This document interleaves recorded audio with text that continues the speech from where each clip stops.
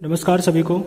तो जैसा कि आप सभी जानते हैं, फिजिक्स थर्ड चैप्टर आपका चल रहा है जिसका नाम है इलेक्ट्रिसिटी। इसके न्यूमेरिकल्स मैं आपको करा रहा हूँ। आइए डायग्राम वाले न्यूमेरिकल्स पर चलने से पहले सबसे पहले देख लेते हैं, एक बार रिवीजन कर लेते हैं इसके फॉर्मूला का। तो मैंने आपको बताया था combination of resistances is of two types. First is series combination of resistances. तो देखो रेजिस्टेंसेस का सीरीज कॉम्बिनेशन क्या होता है। इसमें मान लो तीन रेजिस्टेंसेस लगे हुए हैं R1, R2 और R3, तीनों सीरीज कॉम्बिनेशन में लगे हुए हैं, यानी एक लाइन के अलोंग। तो पहले रेजिस्टेंसेस, जो पहला रेजिस्टेंस R1 है, दूसरा R2 है और तीसरा R3 है। तो आप देखोगे यदि करंट ए से आप फ्लो कराओगे तो R1, R2 और R3 में तीनों में करंट कैसा जाएगा, सेम। यानी R1 में भी आई करंट, R2 में भी आई करंट, R3 में भी आई करंट। ठीक है। लेकिन जो पोटेंशियल डिफरेंस होगा, R1 के एंड्स के बीच V1 है, R2 के एंड्स के बीच V2 है, R3 के एंड्स के बीच V3 है। एंड्स माने सिरे। तो एक बात यहाँ से पता चल रही है कि सीरीज कॉम्बिनेशन में जो करंट होता है वो कैसा होता है, सेम। पोटेंशियल डिफरेंस जो होता है वो कैसा होता है, डिफरेंट होता है। तो एक बात आप हमेशा ध्यान रखेंगे कि सीरीज कॉम्बिनेशन में, रेजिस्टेंसेस के सीरीज कॉम्बिनेशन में करंट सेम होता है और पोटेंशियल डिफरेंस डिफरेंट होता है। और आप इसका अपोजिट भी याद रखेंगे कि यदि किसी डायग्राम में रेजिस्टेंसेस में करंट सेम है तो कौन सा कॉम्बिनेशन, और पोटेंशियल डिफरेंस डिफरेंट है तो कौन सा कॉम्बिनेशन हो जाएगा। ठीक है। तो आप देख लेंगे यहाँ तक। तो एक बात आप याद रखेंगे, यदि करंट सेम है तो कौन सा कॉम्बिनेशन है, सीरीज कॉम्बिनेशन। और सीरीज कॉम्बिनेशन है तो करंट कैसा रहेगा, सेम रहेगा। इंपॉर्टेंट, सबसे इंपॉर्टेंट बात यह है।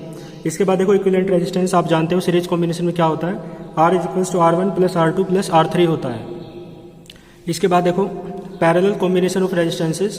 तो पैरेलल कॉम्बिनेशन में देखो क्या होता है, इसमें तीन रेजिस्टेंस मैंने मान रखा है कि जुड़े हुए हैं पैरेलल कॉम्बिनेशन में। पहला R1 है, दूसरा R2 है, तीसरा R3 है। पैरेलल कॉम्बिनेशन इस तरीके से होता है। तो इधर से मान लो करंट आ रहा है तो पहले वाले R1 में I1 करंट जाएगा, R2 में I2 करंट जा रहा है, R3 में I3 करंट जा रहा है। और यहाँ पे आगे करंट फिर एक साथ मिल जाते हैं, फिर I बन जाता है। और पोटेंशियल डिफरेंस तीनों रेजिस्टेंसेस के एंड्स के सिरों के बीच कितना है, कैपिटल V है। क्लियर। लेकिन तीनों में करंट कैसा है, डिफरेंट है। तो यहाँ पे उसका अपोजिट हो जाएगा सीरीज कॉम्बिनेशन का। यहाँ हो जाएगा कि करंट डिफरेंट है। ठीक है। यानी पैरेलल कॉम्बिनेशन में करंट डिफरेंट होता है। और आप अपोजिट भी कह सकते हो कि यदि करंट डिफरेंट है तो कौन सा कॉम्बिनेशन होगा, पैरेलल कॉम्बिनेशन। ये बात इंपॉर्टेंट है। बाकी करंट डिफरेंट है तो पोटेंशियल डिफरेंस कैसा है, सेम। डायग्राम से आप देख सकते हो। और इक्विवेलेंट रेजिस्टेंस का फॉर्मूला आप जानते हो, किसके लिए, पैरेलल कॉम्बिनेशन के लिए। क्या होता है, 1/R is equals to 1/R1 plus 1/R2 plus 1/R3। आइए फिर इसके बाद देख लेते हैं न्यूमेरिकल नंबर 15। देखो न्यूमेरिकल नंबर 15 आप देख सकते हैं क्या है, find equivalent resistance. Find equivalent resistance between A and B. ये डायग्राम दे रखा है, ए पार्ट, ये बी पार्ट दे रखा है। तो ए और बी के बीच इक्विवेलेंट रेजिस्टेंस निकालना है आपको। ये जो इलेक्ट्रिकल सर्किट्स दे रखे हैं। ठीक है। आइए देख लेते हैं। तो 15 न्यूमेरिकल आप देखें इस तरीके से, आपके सामने डायग्राम बना हुआ है। तो ये पॉइंट ए है, ये बी है, ये 2 ओम का रेजिस्टेंस है, 1 ओम, ये 1 ओम। अब आप एक बात देखेंगे, पहचान आपको कैसे करनी है। आपको सिर्फ एक बात का ध्यान रखना है कि जिन रेजिस्टेंसेस में करंट सेम है वो सीरीज कॉम्बिनेशन में है, और जिन रेजिस्टेंसेस में करंट डिफरेंट है वो पैरेलल कॉम्बिनेशन में। तो ए से यदि करंट चला है तो आप देखोगे आधा करंट इधर चला जाएगा और आधा इधर चला जाएगा। तो जितना करंट 1 ओम में जाएगा उतना ही करंट इस वाले 1 ओम में भी तो जाएगा। इसका मतलब इन दोनों में करंट कैसा होगा, सेम। तो आप लिखेंगे 1 ohm and 1 ohm are in series, क्योंकि करंट कैसा है, दोनों में सेम। तो इक्विवेलेंट रेजिस्टेंस का आप फॉर्मूला लगा लो, क्या होता है, R is equals to R1 plus R2 होता है। लेकिन फॉर्मूला बार बार यूज नहीं करना है, तो आपने इक्विवेलेंट रेजिस्टेंस को ही R1 मान लिया। ठीक है। तो आप क्या करोगे, दोनों जुड़ जाएंगे, ऐड हो जाएंगे, तो 1 + 1, 1 + 1 हो जाएगा। तो कितना हो जाएगा, 2 ओम। इसके बाद देखो इन दोनों से मिलके एक इक्विवेलेंट रेजिस्टेंस बना जो कितना है, 2 ओम। तो नीचे वाला तो ऐसे ही रहा, लेकिन इन दोनों से मिलके अब एक बन गया, वो कितना है, 2 ओम। तो डायग्राम मैंने दोबारा बना के दिखा रखा है केवल आपके समझाने के लिए। तो देखो लिखा हुआ है 2 ohm and 2 ohm are in parallel. दोनों रेजिस्टेंसेस 2 ओम के कैसे हैं, पैरेलल हैं। तो इक्विवेलेंट रेजिस्टेंस आपका कितना हो जाएगा, आप जानते हैं इक्विवेलेंट रेजिस्टेंस पैरेलल के लिए। देखो पैरेलल क्यों है, क्योंकि यहाँ से करंट चल रहा है तो इसमें करंट अलग जा रहा है और इसमें करंट अलग जा रहा है। तो दोनों में करंट अलग अलग है, डिफरेंट है। जब करंट डिफरेंट होता है तो आप खुद समझ सकते हैं जो आपके रेजिस्टेंसेस हैं वो पैरेलल कॉम्बिनेशन में होते हैं। पैरेलल कॉम्बिनेशन के लिए इक्विवेलेंट रेजिस्टेंस कैसा होता है, 1/R is equals to 1/R1 plus 1/R2। तो देखो 1/R1 यानी क्या है, R1 R2 का चक्कर छोड़ो, दोनों रेजिस्टेंसेस 1/2 प्लस 1/2 हो जाएंगे अकॉर्डिंग टू दैट फॉर्मूला। तो 1/2 प्लस 1/2 तो 2/2 हो जाएगा यानी 1। तो R1 आपका कितना आ जाएगा 1 ओम। तो ए और बी के बीच आपने इक्विवेलेंट रेजिस्टेंस निकाल तो दिया, तो आपने लिख दिया hence equivalent resistance capital R is equals to कितना हो जाएगा 1 ओम हो जाएगा। ठीक है, यहाँ तक आप देख लेंगे। इसके बाद देखो 15 का बी पार्ट देख लेते हैं। देखो 15 का बी पार्ट पहले आप यहाँ पे देख लीजिए, ये दे रखा है ए और बी के बीच यहाँ पे भी क्या निकालना है आपको इक्विवेलेंट रेजिस्टेंस। तो देखो बी पार्ट देख लो, तो यहाँ पे देख सकते हो डायग्राम, वही डायग्राम मैंने बनाया हुआ है। तो आप देखोगे यहाँ से करंट चला मान लो ए से, तो करंट यहाँ तक तो सेम रहेगा, लेकिन फिर आधा करंट इधर चला जाएगा और आधा करंट इधर चला जाएगा, यानी दोनों में करंट कैसा है डिफरेंट। तो करंट दोनों में कैसा है डिफरेंट है, तो यानी दोनों कैसे हैं पैरेलल हैं। तो 2 ohm and 2 ohm are in parallel, तो दोनों पैरेलल हैं। तो जब पैरेलल है दोनों, क्योंकि करंट डिफरेंट है, तो इसका मतलब है पैरेलल कॉम्बिनेशन का फॉर्मूला लगाओ 1/2 प्लस 1/2 यानी 2/2। तो R1 आपका कितना आ गया, यानी इन दोनों से जो इक्विवेलेंट रेजिस्टेंस बना आपका वो कितना आया 1 ओम। तो यानी ये दोनों मिलकर अब एक होगी, वो कौन सा डायग्राम आप दोबारा बना लो तो 1 ओम। अब आप देखोगे, देखिए सीरीज कॉम्बिनेशन में है, तो जितना करंट इसमें है उतना इसमें है। तो देखो ये दोनों सीरीज कॉम्बिनेशन में है, तो दोनों में करंट कैसा है सेम है, तो सेम है, इसलिए कॉम्बिनेशन कौन सा हो जाएगा सीरीज कॉम्बिनेशन।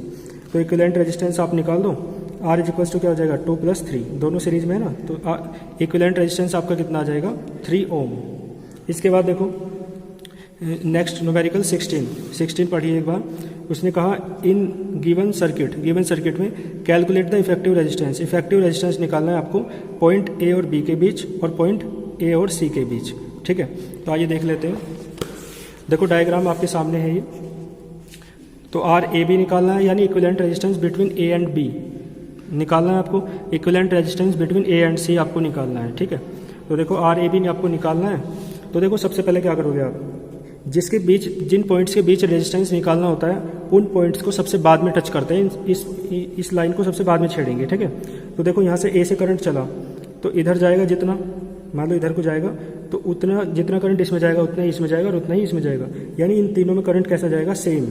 तो सेम जा रहा है, और इन तीनों को क्यों ले रहे हैं एक साथ, क्योंकि मैंने बताया ना जिसके पॉइंट्स के बीच निकालते हैं उस पॉइंट को ढक लो, है ना। तो जो बचा सबसे पहले उसे सोल्व करो, तो बाकी ऊपर वाले को सबसे पहले सोल्व करेंगे। तो तीनों में करंट कैसे जा रहा है सेम, तो इसका मतलब 2 ohm and 2 ohm are in series combination, क्योंकि करंट कैसा है सेम। तो देखो 2 ohm and 2 ohm are in series, तो देखो सीरीज में तो जुड़ जाते हैं, तो कितना आ जाएगा 6 ओम। अब देखो ऊपर वाला तीनों मिलकर 6 ओम बन गया, नीचे वाला 6 ओम है ही, तो डायग्राम आपका दोबारा इस तरीके से बना लो। तो 6 ओम नीचे था ही, ऊपर वाला 6 ओम बन गया, ए और बी ऐसे रहे। अब देखो जो 6 ओम है, यहाँ से करंट चलेगा तो इसमें लग जाएगा, इसमें लग जाएगा, तो दोनों में करंट कैसा है डिफरेंट। करंट डिफरेंट होता है तो पैरेलल होता है, अब बताया था आपको। तो 6 ohm and 6 ohm are in parallel, दोनों पैरेलल में है।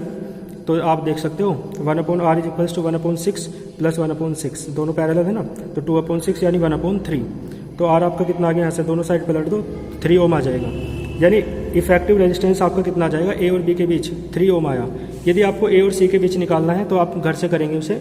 देखो मैं बता देता हूँ, मैंने बताया जिन पॉइंट्स के बीच आपको निकालना होता है उन पॉइंट्स को सबसे लास्ट में छेड़ते हैं। ए पॉइंट ये है, सी पॉइंट ये है, तो इसे ढक लो। इसका मतलब है पहले आप नीचे वाले इन दोनों को सोल्व करो और फिर इन दोनों को सोल्व करो। तो आप देखो ए से यदि करंट चलेगा तो जितना इसमें जाएगा उतना ही इसमें जाएगा, यानी सबसे पहले आप लिखेंगे 6 ohm and 2 ohm are in series combination.